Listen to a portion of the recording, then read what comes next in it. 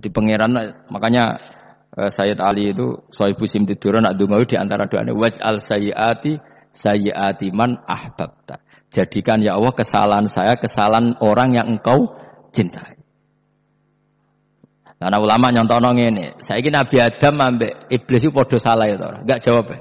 Padha salah, iblis itu salah bodoni Nabi Adam salah dilarang mangan wit khuldi tetep mangan. Mok trimo rayuane sinten? Iblis. Tapi wong piye-piye pangeran ku seneng Nabi Adam. Sediluk diusir bar sumajtabahu rabbuhu fataba alaihi wa hada. Bar langsung Adam urung metu ka swarga diwarai. Damke kepengin tak sepuro nggih, tak warai dongane. Iblis tak diwarai. Mane kira donga.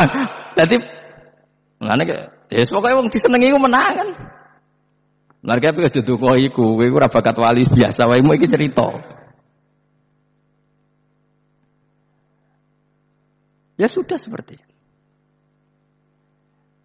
Tapi emang ya sudah seperti itu. Nabi Adam itu urung pati keusir tenan iku fatalah qa Adam rabbihi kalimatin fataba alaih. Jadi urung terlalu jauh dari surga. Kemana lagi pas pertama medun ke bumi ambek Allah wis diwarai beberapa kalimat sing dadekno di sepuro pangeran. Mergo waj'al sayyiati man ahbabta. Ini penting kalau atur namanya wilayah-wilayah kenabian itu wilayah yang kita tidak pernah tahu detailnya, tapi kita yakin Nabi itu para kekasih Allah. Dan agama Islam ini juga agama paling diridhoi Allah. Maka di zaman apapun, kecewa apapun dengan perjanjian dengan negara maupun dengan dunia, Islam tetap dirumat pangeran. Kita ora usah kuwatir. Mikir Islam ku keliru. Nangit mayo oleh nak mikir keliru. Agamane pangeran kok mbok pikir. Sama masyhur. Sayyidina Umar itu kan khalifah paling sukses masalah futuhat. Di masalah apa? Futuhat. Dan Ibnu Umar setiap jalan-jalan itu dibully sama orang-orang. Ya Ibnu Umar, mbok ya kamu itu minta sama bapak kamu supaya dia nyebut penggantinya siapa. Atau bikin suksesi lah. Jangan kok dia khalifah sukses kemudian tidak jelas juntrungannya. Kan dia tetap mati suatu saat. Saking enggak kuatnya Abdullah bin Umar akhirnya matur, ya Abah, engkau harus suksesi. Siapa ya pemimpin setelah jenengan? Lah kenapa? Orang-orang bilang kalau ada orang misalnya penggembala kambing terus ditinggal gelanggang itu dianggap dosa karena kambingnya pasti kocar. Apalagi ini urusan umat. Kamu tahu-tahu mati sebelum sesi ini pasti kacau. Umar langsung marah. Agama Islam itu enggak sama dengan kambing kata Umar. Agama Islam agamane pangeran, mesti diurusi pangeran. Aku mau khilafah. Aku mau suksesi. Ben aku ora usah mikir. Engko ora diurusi pangeran. Jadi Umar itu justru saking hormatnya sama Islam itu dengan cara gak mau mikir Islam. Gak mikir berarti gak khidmah ya, tetap mengkhidmati Islam. Seperti saya ini kan yang khidmati Islam lewat mulang. Tapi aku ora tahu mikir nasib Islam. Lho Islam ora kondang piye? Ditinggal Abu Bakar mlaku, Umar mlaku. Wali Songo mbek kowe rak mulya Wali Songo. Saiki durus mudin yo mlaku, durus KUA yo mlaku. Durus mubalek sing kadang matre ku yo mlaku. Berapa kiai sing dadi oknum perkara proposal? Ya agama ya mlaku. Wong bapak udah kanca kiai ku mudin, anake mondok. Bareng saking suwene dadi mudin, zaman iku mudin urung untuk gaji negara. Anake njuk dhuwit mending spontan. Cung ora ono mati kok njuk dhuwit. Mergo nek ora ono mati ra entuk rezeki.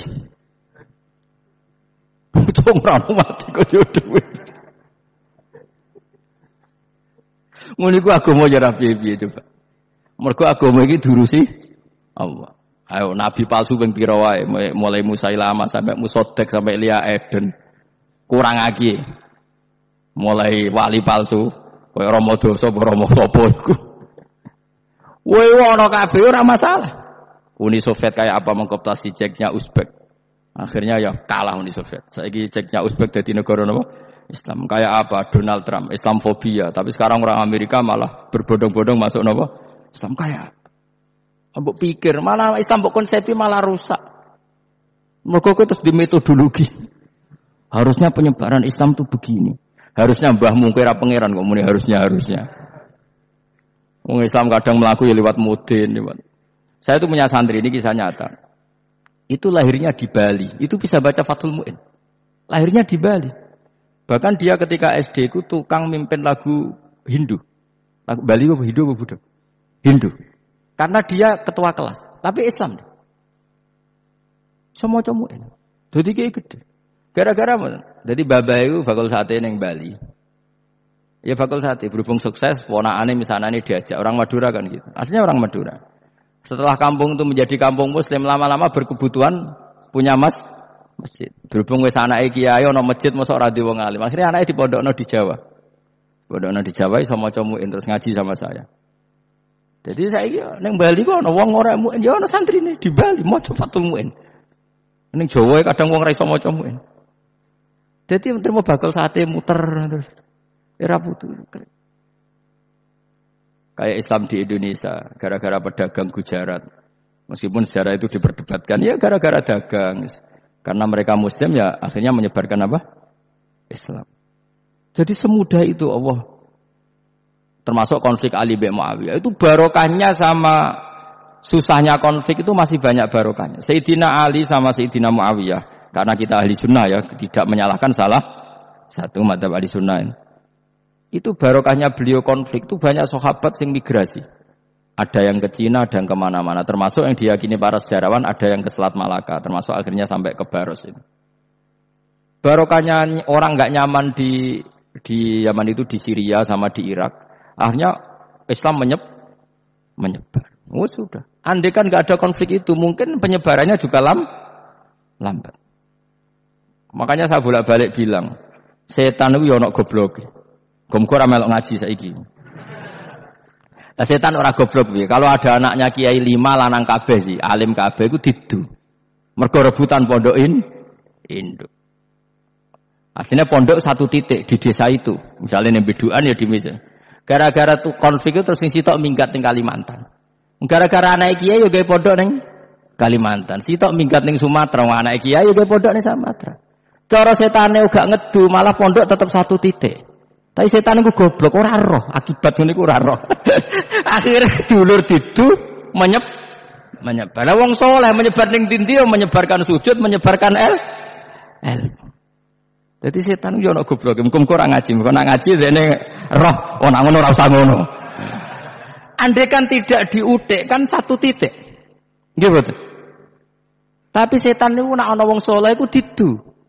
Nak didu ana sing kecewa minggat. Lah migate wong saleh ndak ape gawe apa? Mosok ape gawe dugem.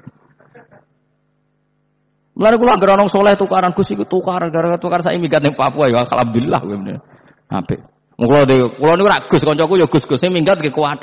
Angger pamit kula ora tau tak tangisi. Santur nuwun ge kok minggat ta bener. Mingate Gus ndak ganti piye. Paling yo gawe bodhok apa gawe apa. Lah setan nganti saiki belum tahu gitu. Mulane muga-muga ora roh. Jadi artinya nak pangeran ngersakno iku segampang iku. Lha coba di Ponegoro kan konflik sama keluarganya yang dulu ada yang mungkin sebagian pro Belanda. Ning Sulawesi ya tetep gawe napa? Pondok. Engko ning gone wis pokoke angger ning tinti.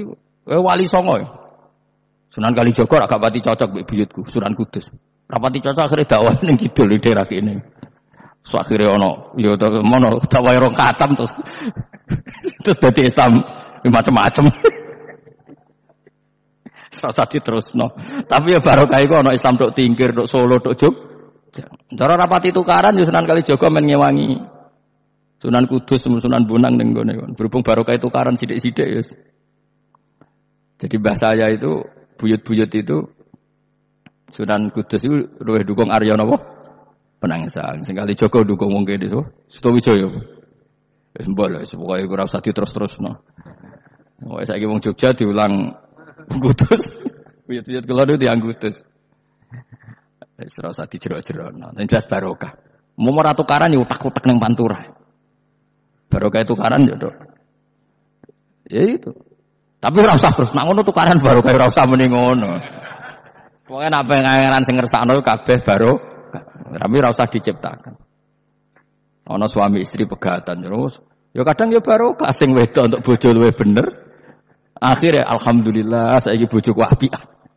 Padahal sing lanang tau GR, nak pegat iso apa? Ya piye-piye malah apik. Iku pangeran. Makanya mikir Islam yo mikir. Sekarang kan ndak orang terlalu semangat Islam terus dia konsep Islam harus menguasai negara. Akhirnya memaksakan jadi pemimpin. Sing Islam harus kultural. Akhirnya kejawen Islami.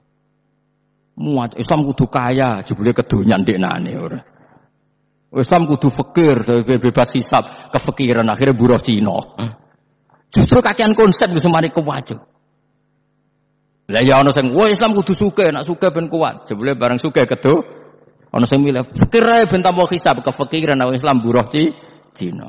Islam harus merebut negara supaya ada konsep khilafah. Pas ngrebute wis ngafir-ngafir wong akeh. Pas prosesnya wis dadekno perkara. Islam harus kultural, jebule main-main gong wae malah sindenan terus. Ra sida dakwah, mergo kakean apa? Kultural ora usah dikonsep, wis ben mlaku. Pangeran dhewe sing ngatur Islam. Kayak apa agama ini pernah ditinggal orang-orang terbaik. Mulai para sahabat tabiin sampai wali songo, nyatanya tetap berjalan. Iku nunjukno agama ini diurusi Allah Subhanahu wa taala. Napa khidmah wae. Kayak saya yang mengkhidmah Islam. Khidmah itu berbakti memberi pelayanan pada Islam. Tapi ra usah ngrasa mimpin apa Islam, apalagi membuat konsep untuk Islam. Justru konsep kita ini nanti yang merusak. Karena tadi ngendikan ulama-ulama wa inna minal ilmi la jahlan. Kadang ilmu itu tetap melahirkan kebodohan. Kenapa? Ketika ulama ditanya innal ilmi tuhyanan ka tuhyanil mal. Karena ilmu itu punya keangkuhan, kelajutan kayak lajutnya harta. Misalnya gini, saya seorang faqih. Ditanya sesuatu yang tidak mendesak pun saya jawab hanya karena mempertahankan kredibilitas saya sebagai seorang faqih. Padahal jawaban saya itu malah bahaya bagi Islam. Misalnya gini contoh gampang. Ada orang misalnya Ruhin baru tobat, dia sholatnya salah, rukuknya salah. Terus saya ditanya sama Fauzi, "Gus, sholatnya Ruhin sah apa enggak? Wong dia enggak memenuhi syarat dan rukun." Tentu saya sesuai disiplin fikih saya bilang enggak sah. Karena harus sujudnya ngongkrong atau dia sholatnya Fatihahnya tidak benar. Padahal andaikan saya tidak jawab lebih baik. Karena apa? Bisa saja menurut Allah sholatnya dia agak sah secara fikih tapi diterima Allah. Karena dari tidak sholat menjadi sholat. Itu kan ibarat begini. Orang makan tela yang agak-agak beracun tapi tidak racun yang mematikan. Itu baik apa enggak? Ya tidak baik jawabannya. Tapi kalau bandingannya daripada tidak makan sama sekali, tentu baik makan. Nah, kesalahan itu yang makanya kata Imam Ghazali, kesalahan itu yang dialami para fuqaha mu'asirun sekarang. Setiap pertanyaan itu dijawab. Dan ironisnya karena sesuai disiplin.